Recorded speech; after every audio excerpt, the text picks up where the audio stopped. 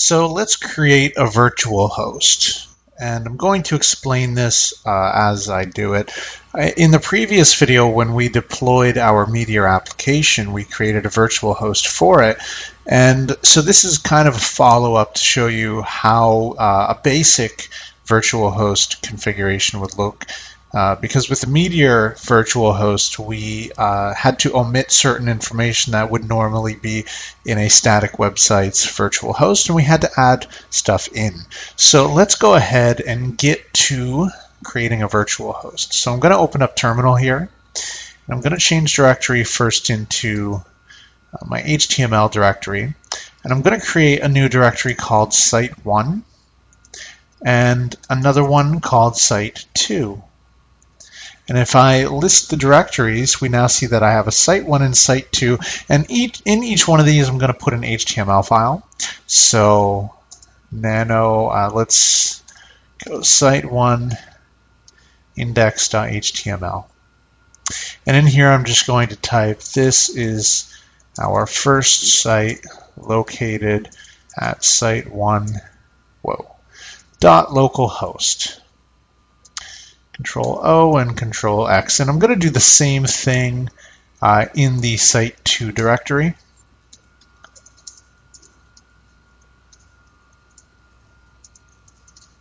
And I'm just going to close that. And we're not going to use any HTML markup or anything. This is just going to be to show you guys how it's going to work. So let's go over to our Apache's directory. So that's in the etc directory, Apache 2.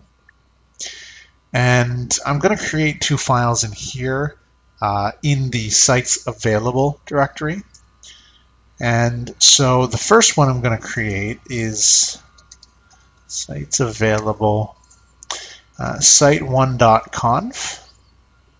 And so what we need to do is open up virtual host, and I missed the capital V, so virtual host at any web address on port 80.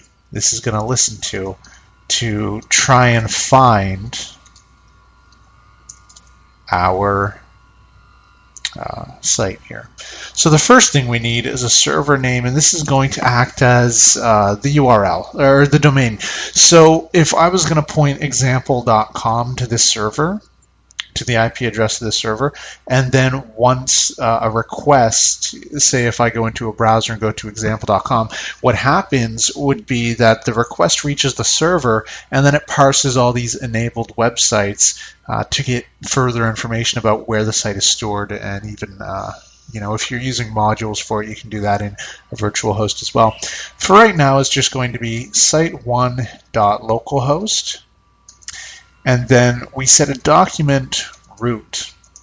And this is an absolute file path into our documents root. So in this case, it's in our HTML directory, and it's at a subdirectory called Site1.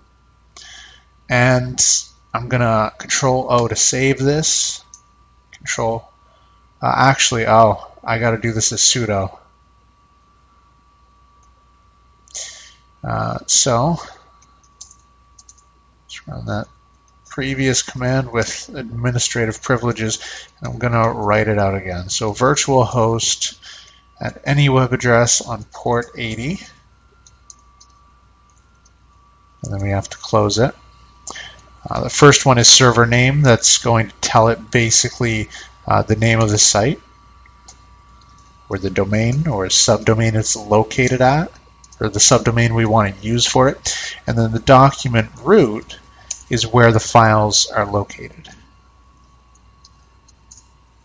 And then I can just Control O and Control X. And then I'm going to do the same thing for Site2.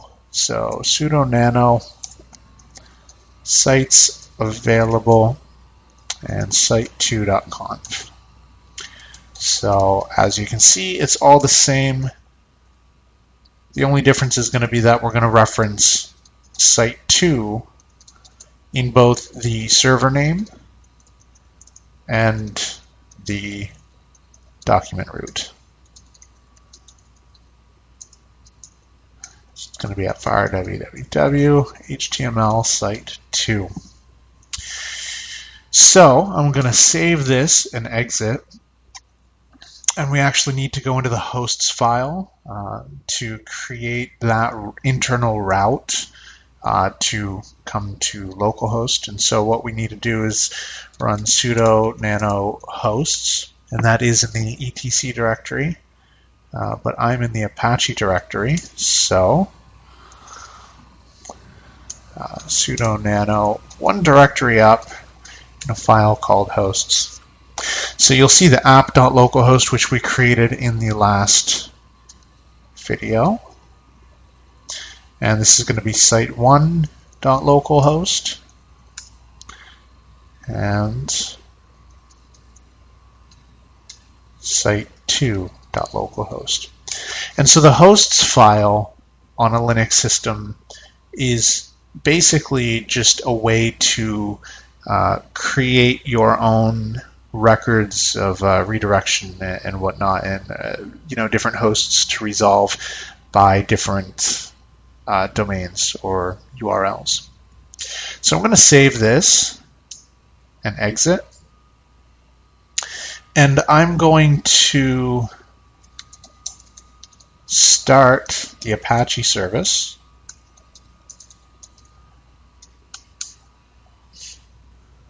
Actually, what I've got to do is sudo a2n site. We've got to enable the site.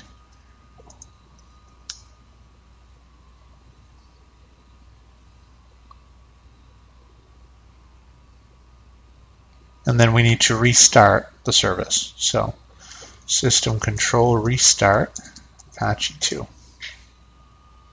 And if I open up a web browser, we should be able to see the different routes actually in effect. So let's go to http site1.localhost.